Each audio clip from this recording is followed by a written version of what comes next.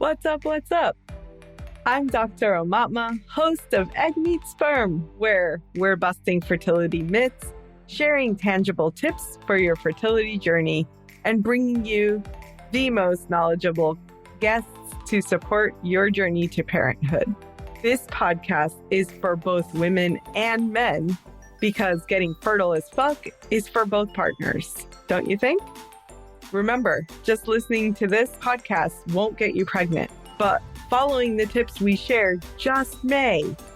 Let's get you fertile AF so that you can co-create the family you dream of. And if your partner's not listening to this, make sure to share this episode with your partner.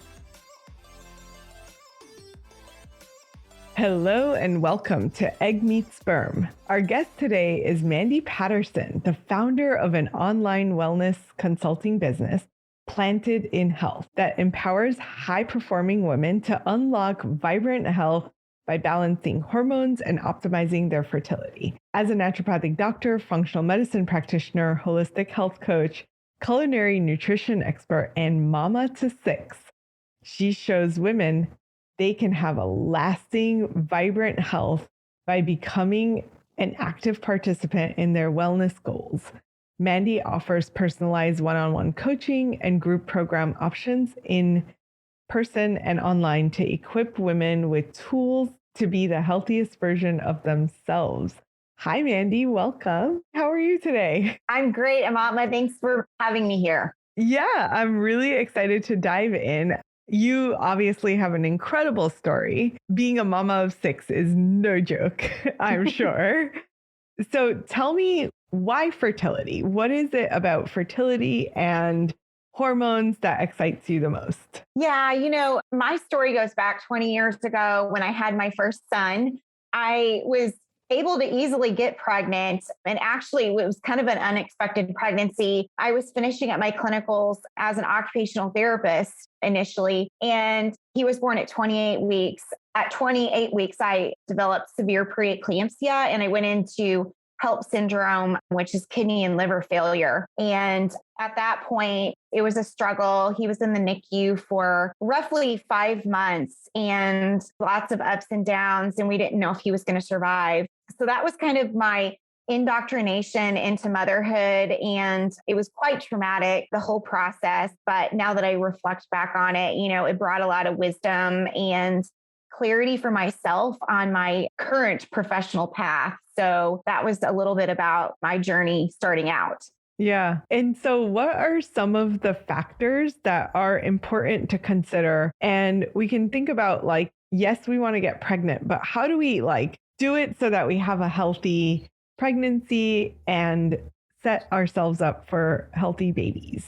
Absolutely. So I am so passionate about this because after that experience, I was told by my physician I wouldn't go on to have any more children. And they wouldn't tell me why. They just said, basically, when you have very early preeclampsia like that, it basically sets you up for future miscarriages. And many women have an inability to conceive. So I kind of took it into my own hands and started doing a deep dive into my own health and really understanding about the interconnectedness between, and just dynamic interplay between our unique genetics, like our nutrition, just even lifestyle factors that can have a really large impact that, we're not taught when we're younger. I was always an athlete growing up. I felt like I ate the typical healthy diet. But now that I reflect back on it, it was a standard American diet. It was grilled cheeses with Velveeta cheese and boxed cereal. And, my mom would always prepare dinner at night, but it was casseroles and, really heavy things. So I started to understand that, I wasn't as healthy as I thought I was at the age of 22. Some other factors in that, even that physicians had told me that related back to my preeclampsia is, they were like, oh, well, we're going to test you for some different things like antiphospholipid syndrome, like lupus. So we did that testing and they could never pinpoint anything. It all came back, inconclusive. I didn't have any of those things. So when I started connecting the dots, I really traced it all back to stress, a lot of stress. Mhm. and just a really depleted diet. Yeah. And so, to the point, foundationally, like I think what is so important for mamas to understand is we need to be filling up our plates with at least half clean, fresh, organic vegetables if we can. And, really focusing on like lean protein. That could be grass fed organic chicken, wild caught salmon, some types of protein such as that. Even, I think is a misconception is that, beans and legumes, like they are such an underplay with that. And those are just such powerful nutrients for microbiome. So, that's another one. And, just healthy fats. I think, in the North America, we are so into these processed oils that are cheap seed oils, vegetable oil, soybean oil, canola oil is another one of them. And actually, those trans fats can be just highly inflammatory. And so, cutting those out and adding in healthier ones like extra virgin olive oil, avocado oil, even sometimes like a little bit of coconut oil can be really beneficial. So, yeah, so that's where I really start with a lot of my coaching clients is looking at the foundation. And I firmly feel that as a naturopath, a lot of it goes back to nutrition and what we're putting into our bodies.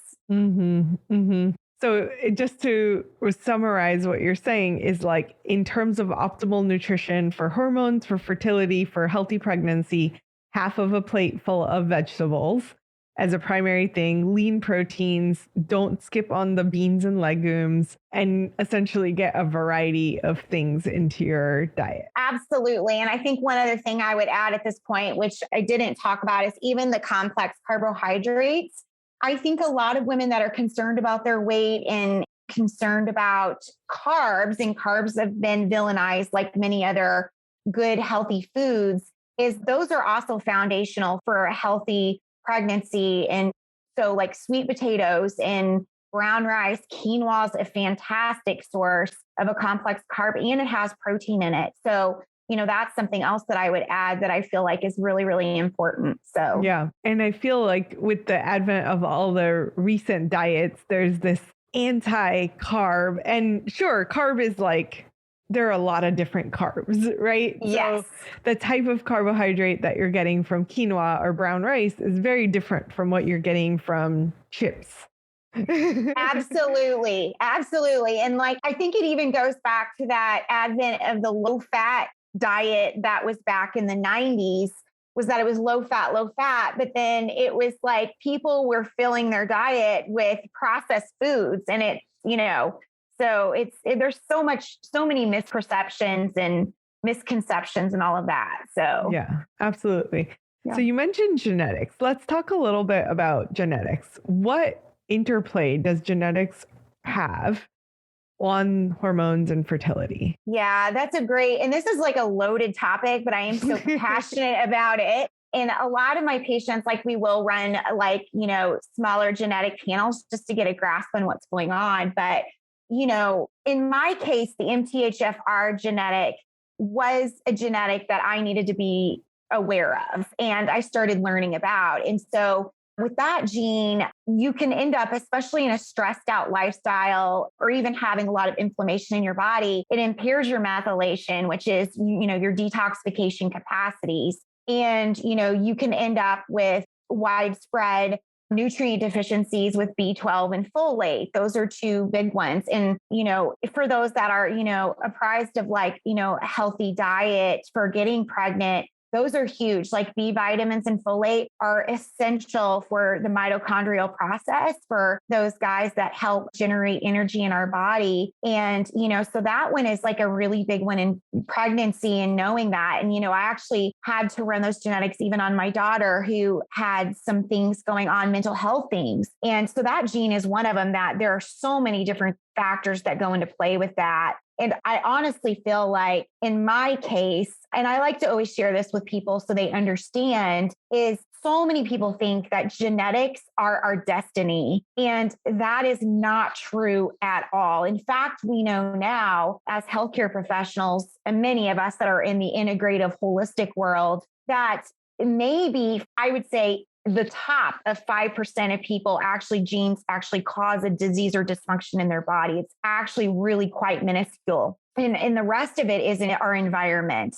So, I tell people genetics load the gun, but lifestyle and environment pulls the trigger. And in my case, it was a confluence of factors that caused me to get so sick so early, and then there's other genes that, like, for instance, vitamin D. Vitamin D is essential for immune function and gut function and all of that. And so some people need higher requirements of vitamin D. And then also based upon like where they live in the country, might need even more than what is the recommended dosage. So say like 2000 IUs in the winter months, some people need 10 to 15,000 IUs. So, there's a lot of different factors there, but that's, some specific examples. Awesome. And you mentioned this word methylation, and it comes up always. So what is methylation for people that are listening in? How can they understand what is methylation? And then you didn't say the word, but epigenetics is this like the interplay between our genes and our environment. So if you could break that down a little bit.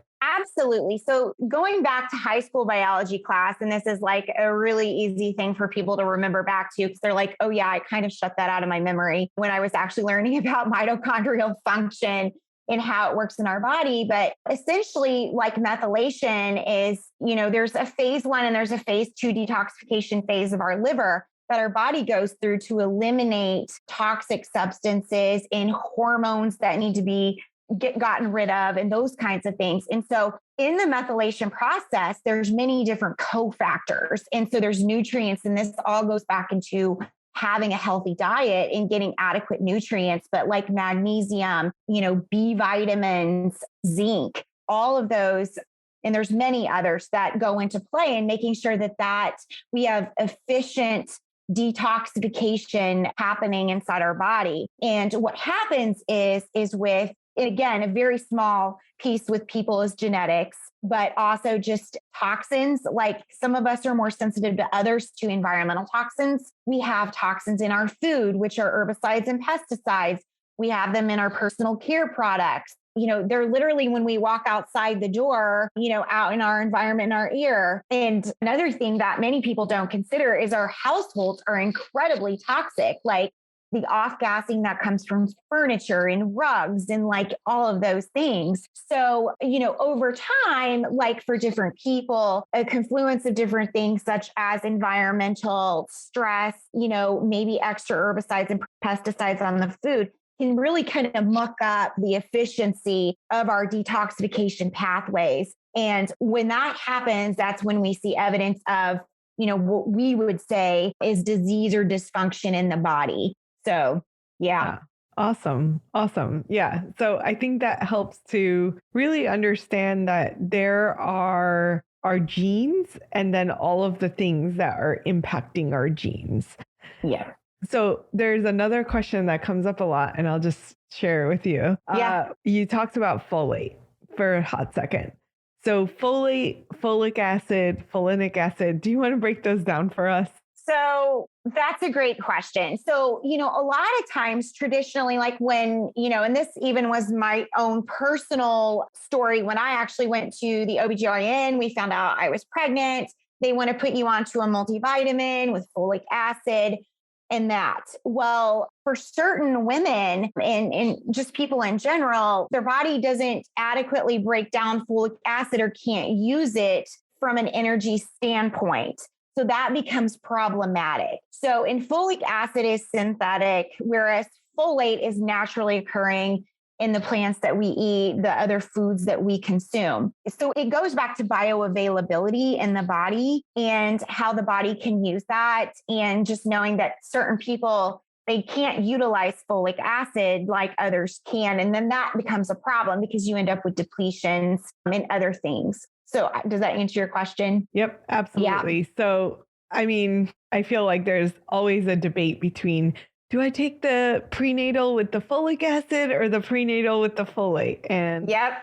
I feel like even if we don't have issues absorbing folic acid, I think folate is just an easier way to get our folate needs met. I totally agree with that. And I've over the years, I feel like in your case too, you look at the research, you look at the data, you look at how certain people in your practice do. And that's been my experience thus far, is just, going towards the folate, especially if you don't know the genetics. Like, I feel like it's more of a bioavailable source, and the body knows what to do with it. So yeah, absolutely.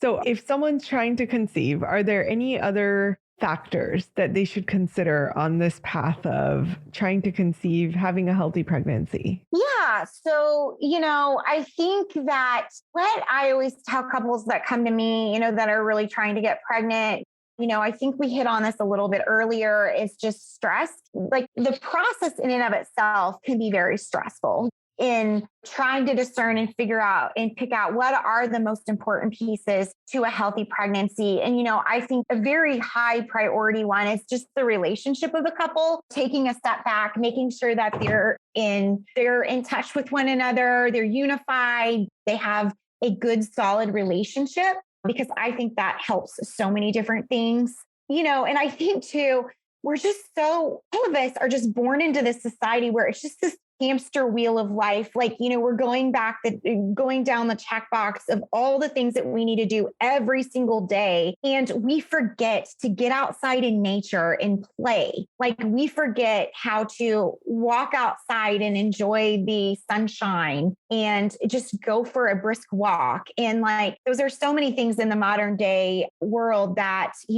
are neglected. And so really just looking at it from a whole body standpoint. And I feel like the mind is as important as the nutrients for the body. So just calming the mind, calming the body, working on some deep breathing. I feel like deep breathing is so easy for people to do. Like, I do this all the time in my car when I'm driving my kids around.